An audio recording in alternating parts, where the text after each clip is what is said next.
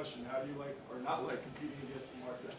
Yeah, no, it's challenging. The way he's able to just be a competitor and score the football, obviously, and then their entire team. I mean, it's a tall task. You got to go out there and play your best football, and if you make any mistakes, it seems like the game's going to go the other way. So we've been able to play in a couple games, not in a few years now, but I've admired watching him from afar and know that it's going to be a great challenge for us every time we go up against him. Is there some type of challenge facing a guy like that who's at the high level this year? Yeah, no, I mean, he's going to be the MVP for a reason. I mean, he goes out there, he leads his team, he scores, he runs, he throws, he does whatever it takes to win, and that's what the greats do. And like I said, it'll be a great challenge for our defense, but also a great challenge for our offense going against their defense. So it's going to take a full team effort if we want to find a way to get a win. Are there parts of his game that you particularly appreciate? Yeah, I think the biggest thing that you like to see in other quarterbacks is how they improve every single year. And obviously, everybody talked about his running, but you can see how he's developed as a passer, throwing from within the pocket, arm angles, making the accurate throw in big situations and big moments. And that's what the great quarterbacks do. And he continues to get better and better every single year. And so I knew we were going to play in a lot of games like this as our career's gone on, and I'm sure this will be the first of many. Patrick, do you ever, or have you ever, over the last 5 years, taken a step back just with appreciation of the streak they're on, given this game every year? Yeah, I mean, you do after the season. You're so motivated and focused on week in, week out, day in, day out, trying to find a way to get to the Super Bowl and obviously try to win it. But I do have an appreciation for where I ended up, the players that I have around me, the coaches that I have around me, and the organization that I'm in, and that we're lucky enough to be in this position. But that's stuff that you want to look at when you're done playing. So right now, I'm just focused on today and how I can get better. As a follow-up to that, other teams have drama, right? This drama down in Dallas, players sniping, family members, all that. That never seems to happen here. Is that why do you think you guys are all on the same page where other teams maybe struggle with that? Is it Andy? Is it Clark? Is it you? Is it what? Why do we not ever see that?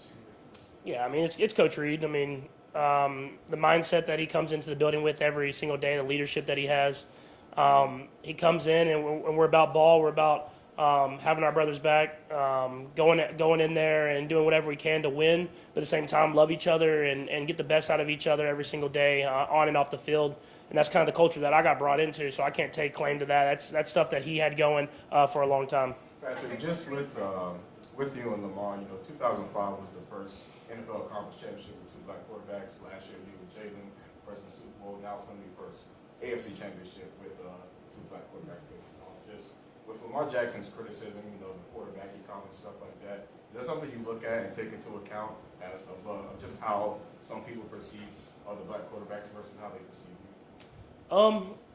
I think so in a little bit, but I mean, to me, there never was criticism because you just cut the tape on and watch him play. I mean, dude won MVP like his first full year starting, and he was throwing the football, he was running the football, he was doing whatever it took to win. And so I think we started to break through that mold now. And the quarterbacks that came before us kind of set that standard, and we've been able to kind of keep rising the level to hopefully even higher standards, and hopefully the kids behind us do the same. But I'm glad to see that the level that he continues to grow and get better and better. But obviously, I don't want him to play great this weekend, but I am glad to see where he's gotten to. Patrick, Coach Reed was asked about your connection with you guys, especially in the postseason. He said it was hard to explain why you guys connect the way that you guys do. So if we could give you a shot at explaining it, why is it that you guys are able to connect so successfully, especially in the playoffs? Yeah, I think it's just at the end of the day, we want to compete. We want to go out there and win. We don't care how it's done. We don't care if we have a lot of yards, a lot of touchdowns. We just want to win. And you can see that when you hear him talk. It's about everyone's success, not just his. And I respect that. And it's kind of, like I said, he was here before I got here, so I can see that from day one I stepped in the building. And so when you have a bunch of guys that really want to win no matter what it takes, and no matter who gets the shine, that's when you get the great football teams. One other thing related to Travis, Andy also spoke about this, that all the stuff that he's had, the SNL stuff, and Taylor almost plays into his personality. But I wonder what it's been like to be around that this year, and sort of for you, but also what you think it's been like for him to have that heightened attention that way. I mean, Travis has always been Travis. I mean, at the end of the day, I mean, it's been cool to watch for me because I mean, obviously he has all that attention, but he's just been himself the whole time. He's still Travis Kelce. He still will walk through the stadium and treat every single person like they're his best friend. And he's going to be like that in the locker room every single day. And so it hasn't been any different to me. I've come to the building, come to work every single day, and lucky enough that I have a lot of great players around me, and Travis is one of them. Just looking back a couple months, I'm sorry, but I don't think we ever spoke with you about what it was like seeing him on Saturday Night Live and what that said about him. No, I was. It was really cool. I was sad I didn't get to make it. I was one of my best friends growing up. Bachelor party was that weekend, and so I was a groomsman in the wedding. So it'd been tough to tell him I couldn't go. But being able to watch that, I know it was a dream of his.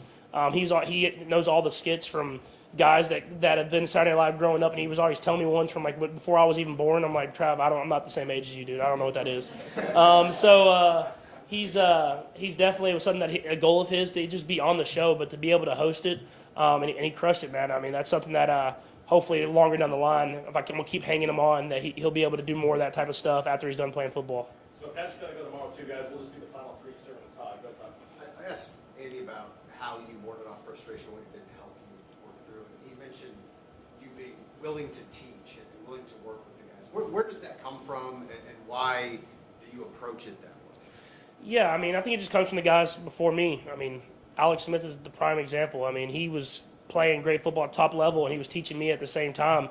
And it's about just trying to make everybody better. We want to win every single week. That's just how it is in the NFL. But you're not going to. So all you can do is get better each and every week, win or loss.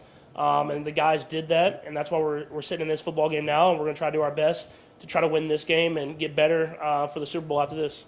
Sam? Patrick, what's just the challenge? I know you guys know it's important, the challenge process of moving on from an emotional high right off the end and recharging your focus. Yeah, I've learned it just from doing it, having those experiences. But I think your ultimate goal is to get to the Super Bowl, but it takes a day-by-day process, step by step. And I've just learned you celebrate, you have those emotions, and then you come in that Monday and you wipe it all clean and you go back to game planning again. And you really want to celebrate. Is you hope to have that parade, and that's when you can really celebrate. And I try to keep that in the back of guys' minds. Is yeah, it was awesome. We won the game. Let's celebrate. We land off the plane. Now we're moving on to the next week. Blair?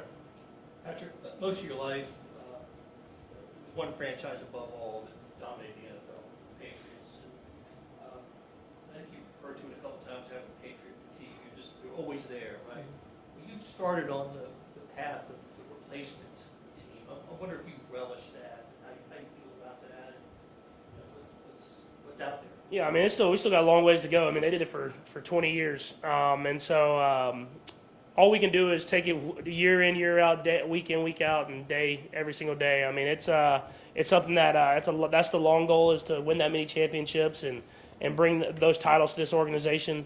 But all we can do is focus on the Ravens this week, and that's what we're trying to do.